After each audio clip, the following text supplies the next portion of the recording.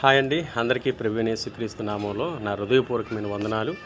అలాగే ప్రభు యేసుక్రీస్తు నందు ఉన్న కృప ద్వారా వర్ధిల్లుతున్న మీ అందరికీ నా ప్రత్యేకమైన హృదయపూర్వకమైన వందనాలు తెలియజేసుకుంటున్నాను.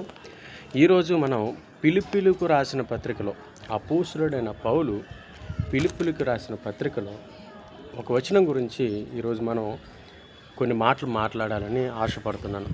ఎందుకంటే అది చాలా ఇంపార్టెంట్. ఈ పత్రికలో ఆ యొక్క వచనం అనేది అది మామూలు వచనం కాదు. అదేంటంటే చాలా లోతైన అర్థం దానికి ఉంది. అసలు ఆ వచనం తాలూకా బ్యాక్ స్టోరీ వింటే అలాంటి పరిస్థితుల్లో అపోస్తలుడైన పౌలు దీన్ని రాశాడా అని మనకి అనిపిస్తుంటుంది అనమాట. దాని గురించి ఈరోజు మనం డిస్కషన్ చేద్దాం. మనకి ఫిలిప్పీలకు 4వ అధ్యాయం 6వ వచనం మనం చూసుకుందాం. దేనిని గూర్చియు చింతపడుకుడి గాని ప్రతి విషయములోనూ ప్రార్థన విజ్ఞాపనముల చేత కృతజ్ఞతాపూర్వకముగా మీ విన్నపములు దేవునికి తెలియజేయుడి. రైట్. అయితే ఈ వచనం మీరు విన్నారు కదా.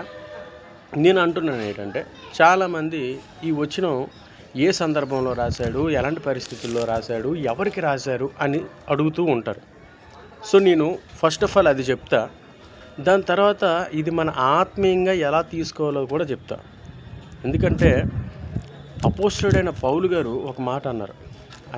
అంటే నేను క్రీస్తుని పోలి నడిచాను, మీరు నన్ను పోలి నడువుడి అనేసుకుని చెప్పారు. చాలా బిగ్ స్టేట్మెంట్ ఇచ్చారు, మామూలు స్టేట్మెంట్ కాదు. అసలు లోకంలో ఇప్పటి వరకు అటువంటి స్టేట్మెంట్ ఇచ్చిన మొదటి వ్యక్తి అండ్ చివరి వ్యక్తి ఆయనే. కాబట్టి ఒక విషయం మనం గమనిస్తే ఆయన ఏం చెప్పారు, ఎవరికి చెప్పారు, ఎందుకు చెప్పారు, ఎలాంటి పరిస్థితుల్లో చెప్పారు అనేది మనం చూద్దాం. ఫస్ట్ ఆఫ్ ఆల్ హిస్టరీని మనం తెలుసుకుందాం.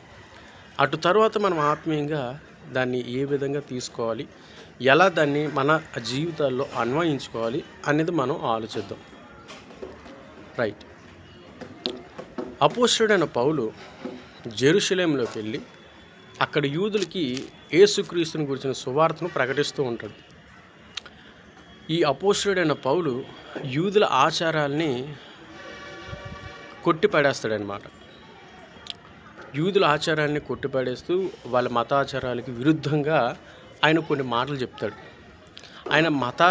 ఆయన యూదుల మతాచారాలకు విరుద్ధంగా అంటే యేసుక్రీస్తు ప్రభువుని గూర్చి సత్య సువార్తను ప్రకటించడమే. ఆ సమయంలో అక్కడ సైనికులు మత విద్వేషాలు రెచ్చగొడుతున్నాడు ఈయన అనేసుకుని అక్కడ ఆయన్ని అరెస్ట్ చేస్తారు. అరెస్ట్ చేసి కేసరియలోకి తీసుకుని వెళ్తారు. అయితే అపోస్తలుడైన పౌలు నేను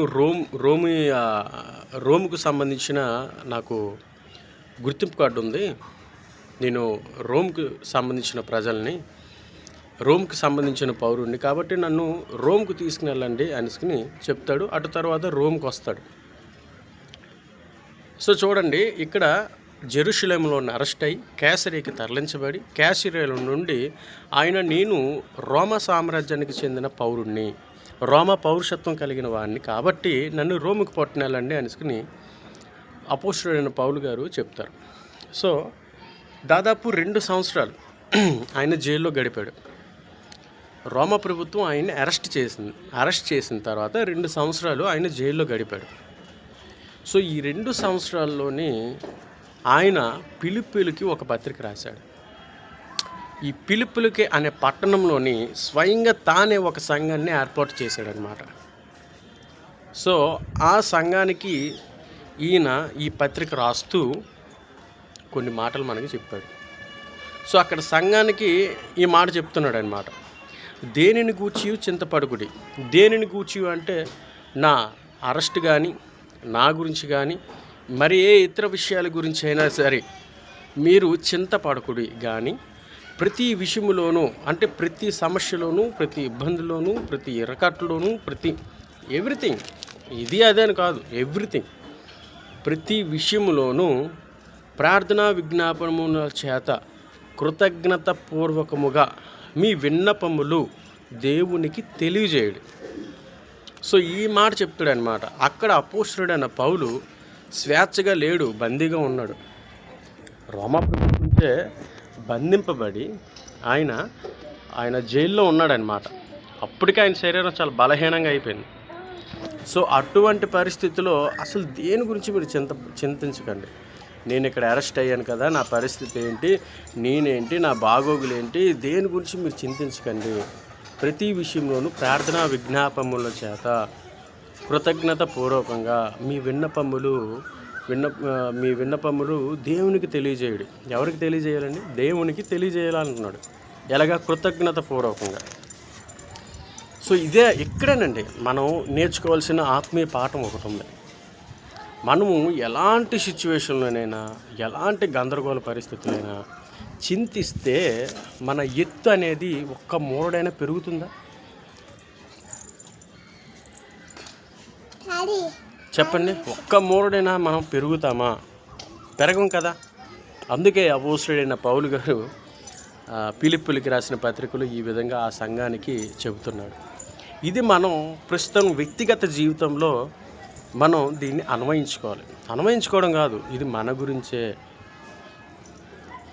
మనకి ఆర్థిక సమస్యలు, అప్పుల సమస్యలు, కుటుంబ సమస్యలు, ఇంకా సమాజంలో మనకి ఒక గుర్తింపు లేకపోవడం. గుర్తింపు అవసరం లేదు. సమాజంలో కనీసం మనకి ఎటువంటి ఏమీ లేకపోవడం, చాలా హీనంగా చూస్తున్నారేమో మనల్ని. సో ఎలాంటి పరిస్థితులైనా సరే మనము చింతించకూడదంట. చింతించకుండా ధైర్యంగా ఉండి మన ప్రతి విజ్ఞాపనలను కృతజ్ఞతాపూర్వకంగా విన్నపములుగా మనం దేవునికి తెలియజేయాలంట.